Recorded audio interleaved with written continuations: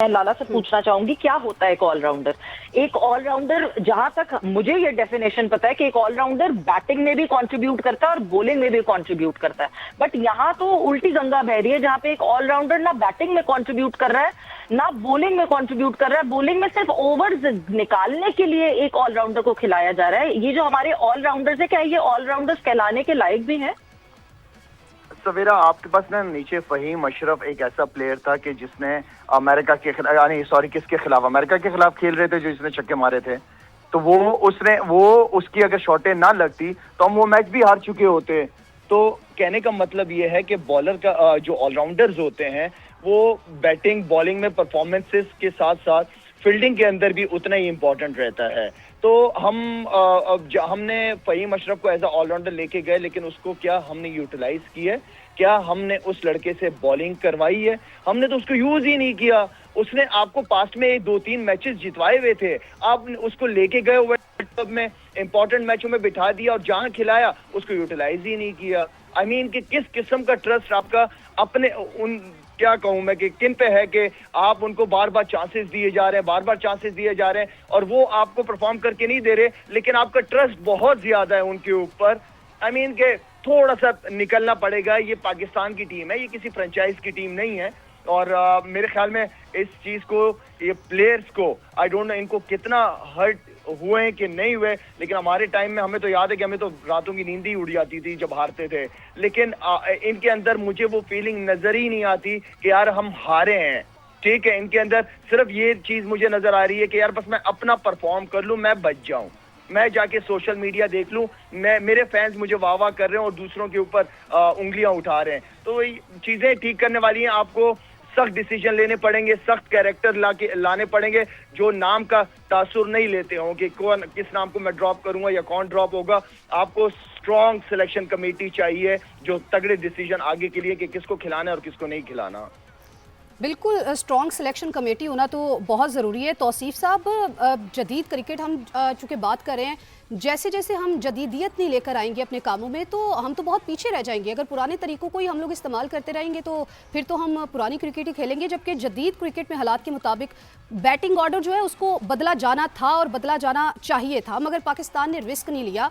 आप समझते हैं कि पावर हिटर को जल्द भेजने का ऑप्शन अगर इस्तेमाल किया जाता तो आज कुछ रिजल्ट्स जो थे वो बेहतर होते? पावर हिटर है कौन? सारे अंदर गिर जाती है। फरहान है जो कि उसकी बारे में जा रही थी, बाकी वो क्या इनको ऑलराउंडर बनाया जा रहा है, सबको पता है। अब बार बार ये बात करके हम अपनी जबानी खराब करने वाली बात है कि शादाब को तो बनाया जा रहा है हाल की टीम के खिलाफ, खिला के पहले बॉलिंग करवा देते हैं, फिर बैटिंग भी उससे करवा देते हैं, फिर आज देख रहे कल खुल गई ना। तौसीफ साहब, फखर को तो खिलाया जा सकता था ना ऊपर। देखिए फखर के साथ देखें, हम लोग जो बाहर बैठ के बातें करते हैं ना, वो बाद में 1 मैच या 2 मैच के बाद वो इम्प्लीमेंट हो जाता है। तो यानी कि एक प्रेशर जब इन पे पड़ता है ना बाहर से मीडिया या जैसे एक्स प्लेयर्स का, पावरफुल एक्स प्लेयर्स का जो बात करते हैं तो वो सुनकर जो है आगे उसको बढ़ा देते हैं।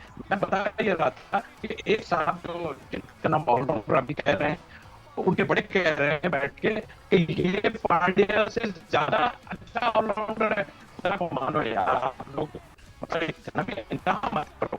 क्या नाम है, जो आप तो प्रेशर पे उसको कहीं ना कहीं से प्रेशर डलवा के खिलवा रहे हो, और जो खेलने वाले लोग हैं आपने अपना को बिठा दिया, आपने दूसरों को बिठा दिया, आप उसको सही बॉलिंग नहीं करवा रहे। जो हमारा मेन बॉलर है सारे का सारा बिगड़ा हुआ, मुझे लग रहा है किसी के बस में नहीं है। ये बाहर से डोरें हिल रही हैं जो अभी हम देखी है ना पसंद, ये वो वाली डोरें बड़ी मजबूत डोरें हैं जो बाहर से हिल रही हैं और वो ये सारे काम करवा रही हैं और यहाँ शोर मचा के टीम में आ जाता है कोई। तौसीफ साहब, मैं आपसे इस पर पूछूंगी आपका इशारा किस तरफ है, लेकिन मिर्ज़ा इकबाल साहब, यहाँ पे चूंकि हम लोग बात कर रहे हैं, बैटिंग भी नहीं ठीक थी, फील्डिंग भी ठीक नहीं थी, बॉलिंग भी ठीक नहीं थी, जबकि इंग्लैंड के जो बॉलर्स हैं उन्होंने हार्ड लेंथ कटर्स और वाइड यॉर्कर से पाकिस्तान का जो रिदम था उसको तोड़ा है।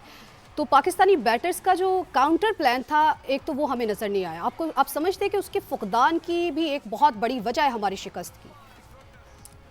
देखिए फातिमा, कब तक हम इन्हिसार करते रहेंगे साहबजादा फरहान पर। साहबजादा फरहान ने इस टूर्नामेंट में सबसे ज्यादा 285 रन बनाए, टॉप रन स्कोरर है इस पूरे टूर्नामेंट। बाकी क्या करते हैं आपके, जब आप, बिल्कुल मैं एग्री करूंगा पैनलिस्ट की बात से कि आप उसके साथ इनिंग ओपन करने के लिए साइम को भेज देते हैं। साइम बिल्कुल मुकम्मल तौर से नाकाम रहा है, 70 रन हैं साइम अयूब के, आप अंदाजा लगाएं इस टूर्नामेंट में।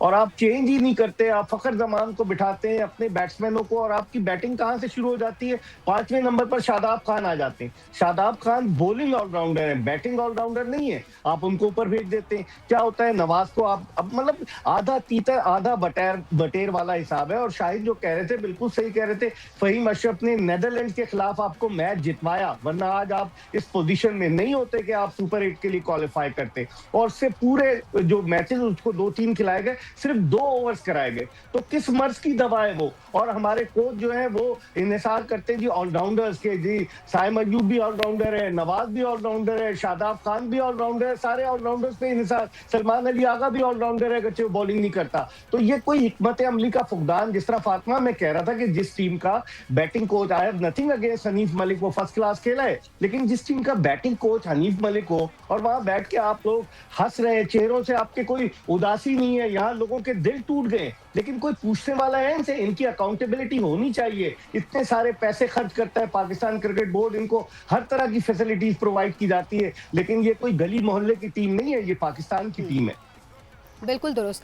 लाला, गली मोहल्ले की तो वाकई टीम नहीं है, पाकिस्तान की टीम है, पाकिस्तान को रिप्रेजेंट करती है।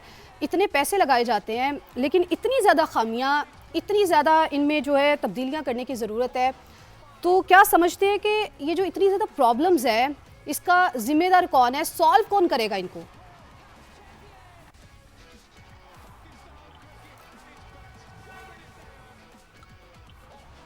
लाला, आपको आवाज़ आ रही है? तो सिर्फ साहब आप इस पर कमेंट कीजिएगा कि प्रॉब्लम्स इतनी हैं, सबको नज़र भी आ रहा है, खामियां इतनी हैं, सबको पता भी है, लेकिन इनको रिजॉल्व नहीं किया जा रहा। एक के बाद दूसरी शिकस्त जो है वो हमारा मुकद्दर बनती जा रही है, और कब तक हम इस तरह ही शिकस्त से दो चार होते रहेंगे? देखिए, जब तक ऊपर से बड़े जो है ना इसको नहीं देखेंगे और उनको खुली छुट्टी दी हुई है, और तो वो बस इसी तरह चलता रहेगा। और ये अभी समझने वाला काम है नहीं, 2-4 साल बाद ही कुछ हो जाए। वो भी ऑनेस्ट लोग जैसा कि बात कर रहे हैं, ऐसे लोग ला के बिठाए जाएं जो नजर आए, क्योंकि ये इतनी आराम से नहीं संभलेगा। कोई आएगा फिर उसके ऊपर प्रेशर ना डाला जाए, जो भी आन के बैठे उस पर प्रेशर ना डाला जाए, तब जाके बात बनेगी। ये माइक हैसन तो यहाँ से चला जाएगा, वहां जाके जो है ना एक किताब लिखेगा, उससे पैसे बनाएगा और इतनी बुराइयां करेगा कि आप सोच नहीं सकते। जो भी यहाँ से जाता है अपना माल बना के, और उसके बाद जो है, क्योंकि अभी इसको निकाल भी नहीं सकते ना, अगर सोच भी रहे हो नहीं निकाल सकते। इसने कॉन्ट्रैक्ट ऐसा किया हुआ होगा, हमारे और लोगों ने भी ऐसा कॉन्ट्रैक्ट किया हुआ है कि माला माल होके निकलेंगे, तभी यहाँ से निकलेंगे, तो बोर्ड कुछ कर ही नहीं सकता। तो आई थिंक, मेरा ख्याल है ये सारी चीजें जो है ना, फिर से इसको दोबारा से एक चीज को बनाया जाए, और वो मैंने बताया 3-4 साल से ज्यादा लगेंगे इसको ठीक करने में। और ये मोनोपोली जो हो रही है, जो आपके फ्रेंचाइज की मोनोपोली चल रही है, मैं तो पहले कह चुका हूं कि फ्रेंचाइज बहुत ज्यादा इन्वॉल्व होता है इसमें,